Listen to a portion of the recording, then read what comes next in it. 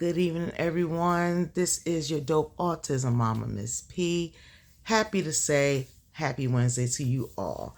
So I'm coming in today because I apparently have my own Smeagol living in the house right now.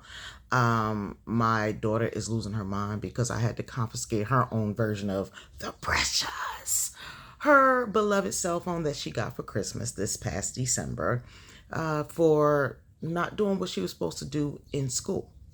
So before we get into this really quick story time, as well as, some things that need to happen, could happen, should happen, as far as all of this is concerned, please like, share, comment, and subscribe. Thank you so much to the subscribers. I do have all 1,200 of you. I so appreciate you.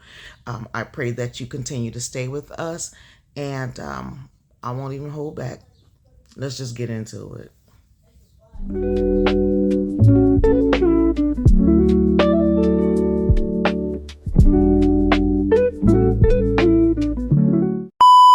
So it ain't gonna be nothing, long and drawn out. So a couple of days ago, I got a call in the morning from her teacher. I say about maybe more like 11:30, who informed me that Miss Ma'am in there decided that with having her cell phone, when she was bored, when she didn't feel like doing anything, she was going to have her phone out and do what she wanted to do.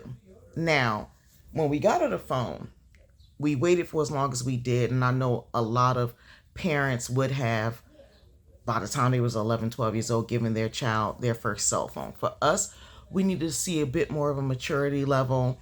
One, because she does have autism.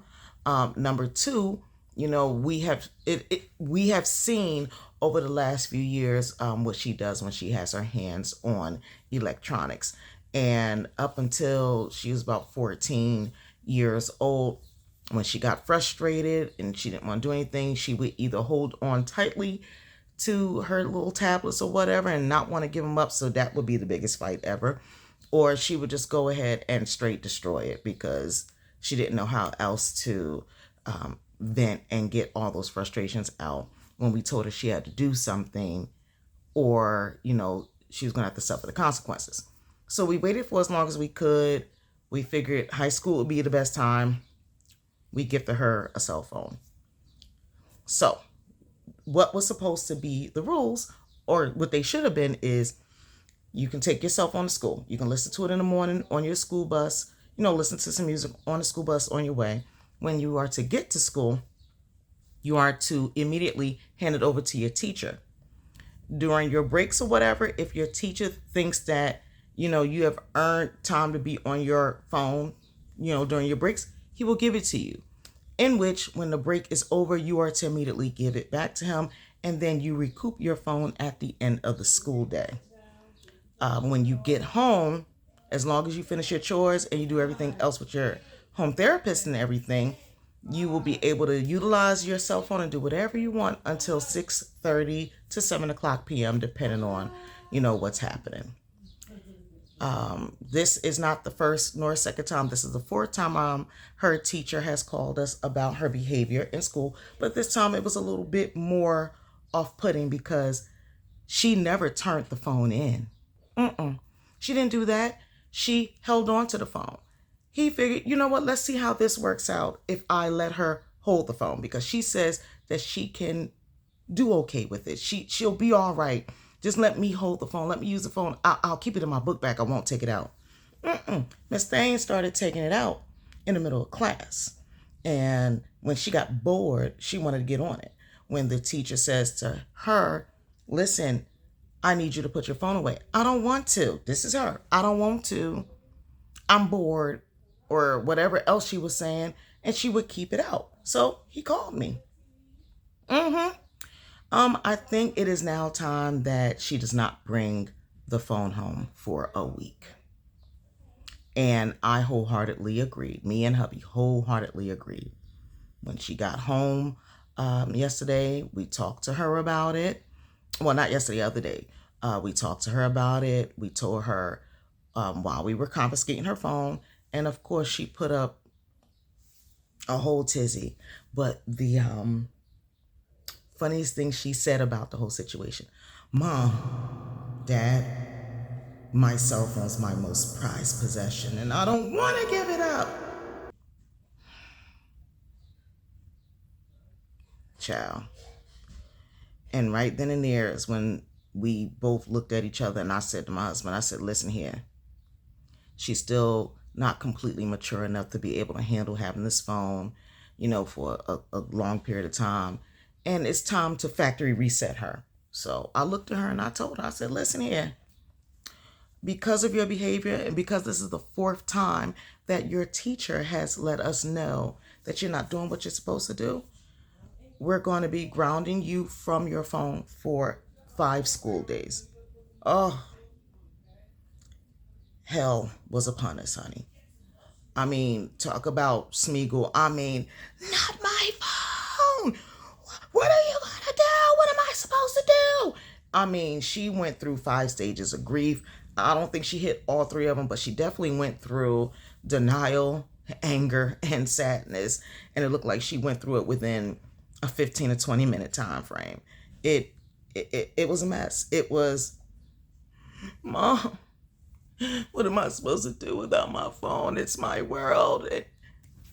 And then it was, so you're just going to take it from me like that? What am I supposed to do? How come you want to take it? And then it was, but Mom, it wasn't me. I didn't do it. It couldn't have been me. Who else's phone does it belong to? Who does it belong to? Anyhow, however it went, she did not do what she was supposed to do. And because she wanted to growl like a bear, because I've told her about that too. When I'm trying to talk to you, baby girl, you need to listen. No growling or anything like that, because I didn't give birth to bears. Sorry, I'm not choosing the bear over. Anyway, that's a whole nother. Anywho, I didn't give birth to no bears, okay? So there will be no growling at me or anybody in this house. So now, instead of it being a week, it's going to be 8 days. You can't do it. 9 days. Mom, why does it have to be 10 days? You want to keep it going? Fast forward to today. Today, after school, I guess she was really feeling it. Like she was really feeling the absence of the precious. Comes in the house and eyes. This is what she does when she just really doesn't want to hear it.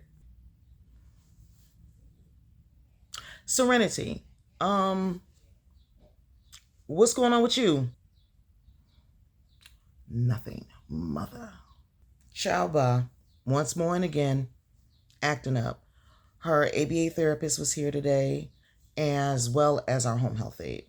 And she was just blowing up about how it is that she could not have what she wanted to have, and she would rather be on her cell phone, and she doesn't like the fact that mommy took her cell phone and everything else like that. And I overheard it all. I did not walk out of my bedroom. I said, okay, keep talking. Do everything you do.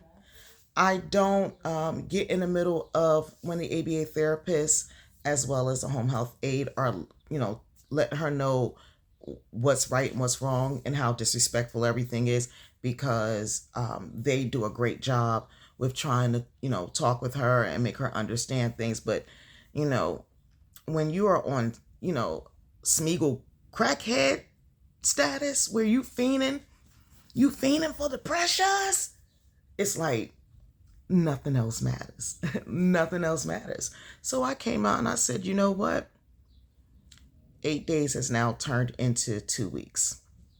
Oh, she had a fit, a whole bloody fit. And she told me, but so many words, what I could do with her 2 weeks. So I told her, it is now done for a month. You really need a factory reset, because my daughter never went through this before she had a cell phone. I mean, she had her moments, she had her meltdowns, but it's like she got this cell phone and this whole nother person came from out of nowhere. So for a month, she will be without her precious. Precious. For a whole month, she will be without her cell phone. Now, Dick, in doing this, I'm trying to make sure that she understands you can't go around, saying mean and disrespectful things to people. You can't go around not listening to your teachers. I have worked in education up until last year for almost 9 years. Could have been going on 10 years this year, but up until last year, I was in education as a teacher assistant, paraprofessional, everything else like that. I have had my fair share of having to talk to students about taking their phones out during, times when classes are being dealt with.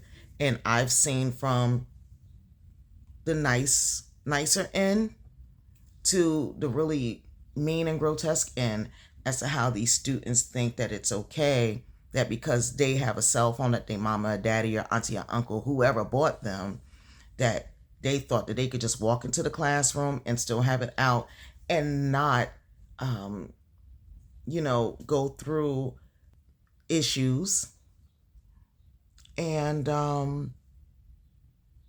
suffer the consequences for their actions. I don't know about where you live, but out here in New Jersey, or at least in our district in Newark, New Jersey, these kids, they also get these things that they have to sign. The electronics documentation that says that they will listen to what the educational environment has for them, listen to teachers, and they are signing off on how they're supposed to handle themselves as far as their electronics in the school system. And going against the electronics documentation and contract, they will suffer consequences for it. It might be confiscated. Parents will be called, this, that, and the third. And a lot of these students, they signed it because they think that it was supposed to just be something signed and nobody would ever pay attention to it. And they could have cared less about what they had to sign. So, there goes the arguments, the fights, and everything else that could happen in between. And because I have both, the parenting side as well as I worked in education, I've seen it all, and now I'm dealing with it from my end. And I promise y'all, this mama, I'm not having it. I'm not having it with my kids. We gave you a cell phone for a reason. We want you to be able to have it in case of emergencies. Like, we really mean that. In case of emergencies, to be able to get in contact with us, as long as you have permission from your teacher or principal or whoever else is in authority at the time to be able to utilize your phone. You are not to be in a classroom taking out your cell phone. And you can't really even use the whole excuse, oh, we had to look up something for a school presentation. Y'all got Chromebooks and everything else. You don't actually need your actual cell phone to look up anything. Okay? And if stuff is really that serious, they would let us know, the parents know, the teachers and everybody will let us know if their cell phone is supposed to be for that particular use. And I haven't heard nothing about that during the school year yet, that they need their cell phone to be able to do work. So I'm not really for it. What you're not going to do is hold this piece of electronics in such a high regard that everything goes downhill. I'm not about that life. It's not going to happen.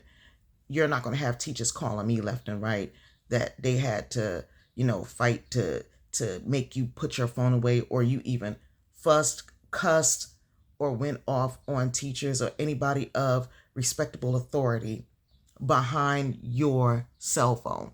That ain't happening. So, yeah, once again, the term of the day is factory reset, baby, because that's getting taken for a month. Let's see how well you do in school and everything else. Oh, and for the love of God, I don't want to see your grades slide. I don't want to hear anything about your grades getting jacked up. because it's going to make me keep your phone even longer.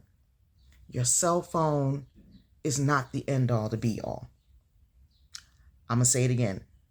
Your child having a cell phone, your child should never in their mind look at this piece of equipment as their end all to be all. Okay?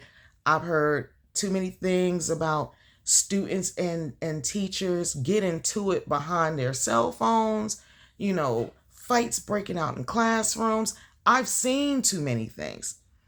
I know what these cell phones can do to these kids' minds, especially when, their maturity level is not there. So I'm trying to get it done, and I'm trying to drive it home as much as I can. Your cell phone will not dictate who you turn out to be in this life.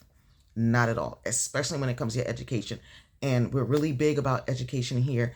And we have to be even bigger about education because thank God for a verbal ASD child, and because she is verbal and she's doing so well in school, we want her to continue that. We want her to continue making strides in her education because we know for both of our daughter and our son, they can do great things regardless of them having autism, and we push it home more because, children with disabilities, especially neurodevelopmental disabilities, they're the ones looked at it, a lot of times as if they won't be able to pick up what's being put down, so to speak. What's being taught doesn't look like they'll be able to catch on fast enough. And maybe it might not, be caught up with, as fast as a general education student. But God is good all the time. Our daughter and son, they're doing great things. Shoot, during the pandemic, I made for sure they was up and in their uniforms every single day. They got school desks, own chairs, separate spaces, and they were in class every single day during the pandemic. I can't speak for anyone who did not have a good experience with what was happening during the pandemic when we had to teach these kids at home. And I wholeheartedly believe that, there were quite a few parents out there that it was shown that their child was struggling through. In our household, thank God, we made sure that when they were on this computer, that they stayed focused. We gave them their breaks in between. The teachers gave them their breaks in between as they needed it. But we made for sure to lay down the law that this is for your education. If you could sit in front of, your video game and play it for hours and hours and hours, y'all can sit in front of this computer and do what you need to do. I know you have autism, baby. I know that you have that neurodevelopmental delay. But when your mind is focused on something, when they're stemming on something that's really, taking their mind, to like really focus on something, that stemming really makes them hyper focus on something that, may be good for them, may not be good for them. I wanted their focus to be laser focus. And they did very, very well during the pandemic. They actually stayed on honor roll during the pandemic. Thank you, Jesus. And so I feel very strongly about their education because I know, I know how strongly it's needed for them, especially because of their neurodevelopmental and cognitive delays. They need it. They need to be on point. That's why we drive education home. And I'll be doggone if a cell phone this big is going to be the downfall to my children's education.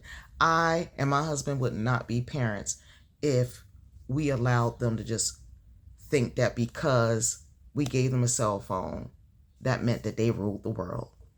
And especially in that school, we side with the teachers, especially when we know our kids. We know that if something is happening and it's not right and our children are not the reason for it, we understand that. We also understand that outside of autism spectrum disorder, they're still teenagers. So their teenager a-hole side pops up too. We know the difference. We definitely know the difference. So, yeah, this is why little Smeagolette in there will not be having her phone for a month. And yet, she's raising all kinds of hell, raising all kinds of sand about it. But little by little, I know she'll calm down. Why is she going to calm down? Number one, because I'm going to tell her she better calm herself down. Number two, as the longer that she is not with it, we feel like that hold, that neurological hold that the phone has on her will dissipate little by little. And we're going to be here to help her straight through it. Whew. So, yeah, your friendly neighborhood dope autism mama is going through it right now behind this young lady, but I got to do what I got to do as a parent. Or any of you guys have any kind of issues with your ASD teenagers, I would love to hear about it. Why don't you drop comments below? And yeah, keep me, in the loop about it. Let's talk about it, because I know that it can be a challenge. I'm going through the challenge right now. How many of y'all have given y'all children phones a little bit earlier and y'all started seeing that stuff from the door? And what did you guys do to nip that mess in the bud? Or figure that there wasn't a need to nip it in the bud until it was too late. Who knows? Let me know. Go in the comments. Let's start a conversation. It's been awesome. It's 6:42 p.m. The kids are getting ready to eat, and they go to bed by 8:30 every night. I'm going to get up and check on them right now. Hubby should be on his way back home from going to his medical appointment. Thank you guys so much for allowing me to just vent, chit chat, and talk with y'all. I love y'all. Ain't nothing that y'all could do about it. This is your dope autism mama, Miss P. Oh, and remember, the word of the day, factory reset. Because sometimes that's what we got to do with these little children, these little Smeagol's around here. Okay? I'll get back with y'all soon. Have a good one, y'all. Good night.